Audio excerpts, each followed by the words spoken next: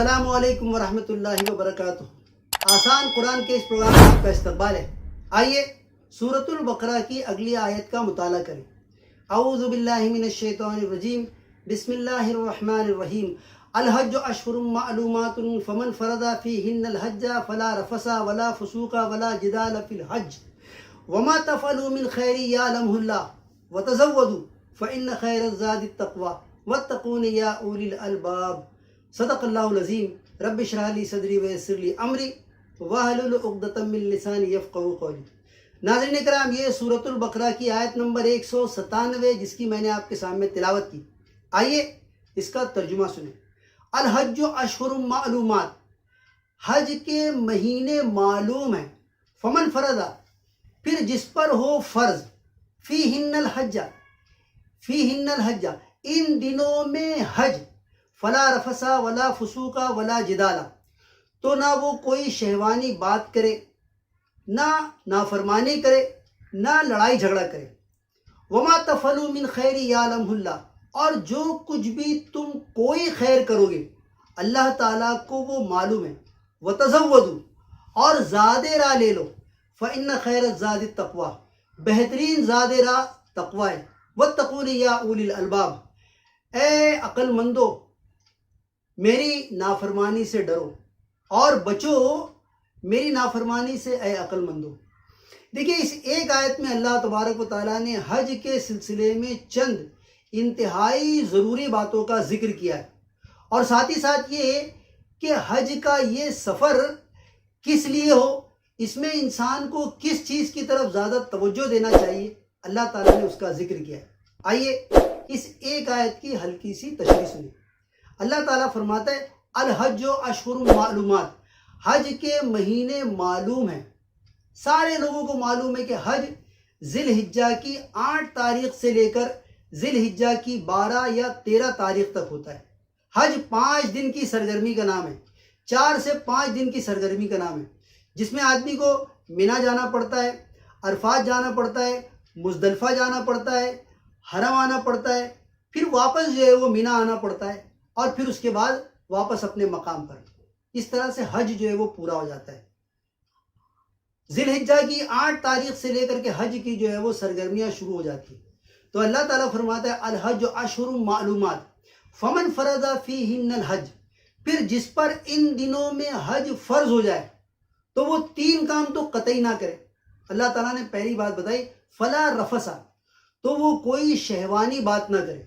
शहवानी बात किससे वो कर सकता है? आदमी शहवानी बात किससे करेगा? जाहिर सी बात है कि अपनी बीवी से करेगा। यहाँ अल्लाह ताला ने सिर्फ बात करने से मना किया है। अब जाहिर सी बात है कि जब बात करने से मना किया जाएगा तो बीवी के साथ जो है वो मेल मुलाकात तो और ही मना है। हज का ये सफ़र में बीवी से शहवानी बात या बीवी से जो है वो मेल मुलाकात जो है वो कतई मना है। तो अल्लाह ताला ने फरमाया फला रफसा वला फुसूका, और ना वो नाफरमानी करे। हज में जिन बातों का अहकाम अल्लाह ताला ने दिया है, जो तरतीब अल्लाह ताला ने बताई है, उसी तरतीब को मलहूज़ रखना पड़ेगा।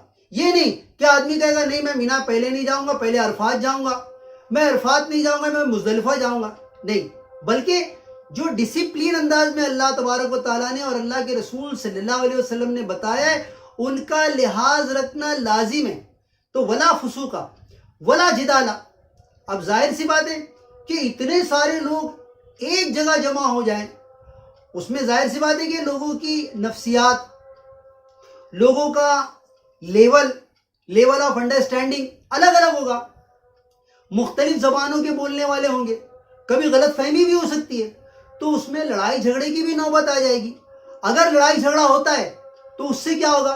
उससे जो है वो अफरा तफरी फैलेगी। तो अल्लाह तबारक व तआला ने फरमाया वला जिदाला, और वो लड़ाई झगड़ा ना करे। देखिए, आमतौर से हज में आदमी एहराम पहनता है, और एहराम पहनने के बाद उस पर ये पाबंदी आ जाती है। इंसानी नफ्सियात है कि इंसान को जिस चीज़ से रोका जाता है, इंसान के अंदर वो चीज़ करने की जो है वो ख्वाहिश पैदा होती है। जैसे हज़रत आदम अलैहिस्सलाम को अल्लाह ताला ने फरमाया था वला तक़रबा हाज़िही शजरा, कि इस दरख्त के करीब भी ना जाना। शैतान ने आदम अलैहिस्सलाम को उकसाया कि जाओ जाओ इस दरख्त के करीब जाओ, اور آدم علیہ السلام گئے اس درخت کے قریب اور اس کا پھل کھایا.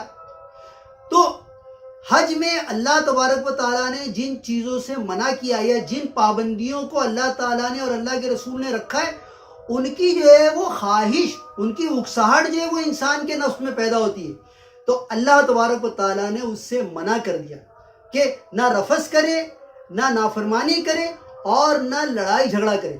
ساتھ ہی ساتھ یہ کہ سفر میں ان چیزوں کی طرف جو ہے وہ انسان کی طبیعت جو ہے وہ زیادہ مائل ہو جاتی ہے کہ وہ رفث بھی کرے، فسق بھی کرے اور جدال بھی کرے. اس لیے اللہ تبارک و تعالیٰ نے سختی سے منع کیا، فلا رفث ولا فسوق ولا جدال فی الحج. پھر آگے اللہ تعالیٰ نے کیا فرمایا کہ جو کوئی تم خیر کا کام کرو گے اللہ تعالیٰ اس کو جانتا ہے. ایسا نہیں کہ تم کوئی چھوٹی چھوٹی نیکی کرو گے تو اللہ تعالیٰ جو ہے وہ اتنے سارے لوگوں کو کیسے دیکھے گا، اتنے سارے لوگوں کی کاؤنٹنگ، نیکیوں کی کاؤنٹنگ کیسے کرے گا. اللہ تعالیٰ فرماتا ہے کہ جو کوئی تم نیکی کا کام کرو گے اللہ تعالیٰ اس کو جانتا ہے. اس کے بعد اللہ تعالیٰ نے فرمایا وَتَزَوَّدُوا، اور زاد راہ لے لو، فَإِنَّ خَيْرَ الزَّادِ التَّقْوَىٰ، اور بہترین زاد راہ تقویٰ ہے.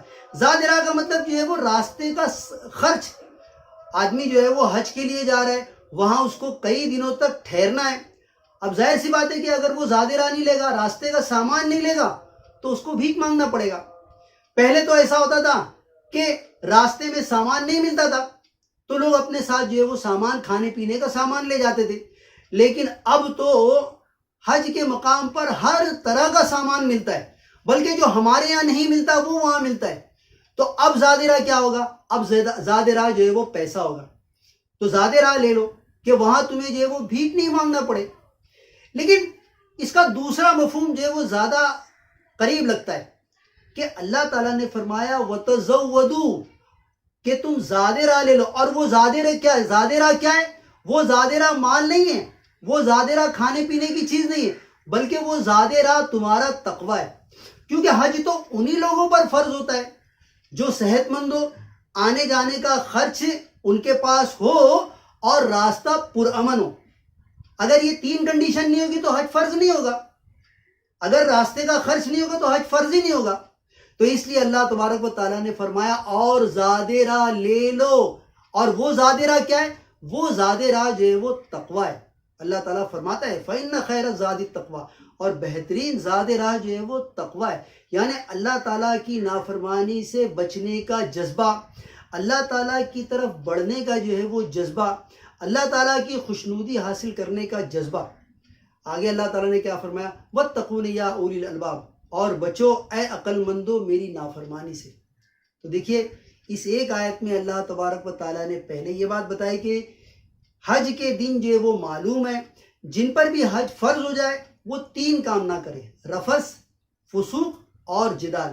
اور جو کوئی بھی وہ نیک کام کرے گا، کسی کو بتانے کی ضرورت نہیں ہے، جس کے لیے وہ نیک کام کر رہا ہے وہ اس کو جانتا ہے.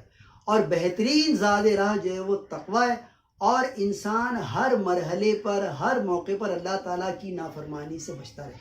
اللہ تعالیٰ سے دعا ہے کہ اللہ تعالیٰ نے اس آیت کو سمجھنے اور اس آیت کے مطابق عمل کرنے کی توفیق عطا فرمائے.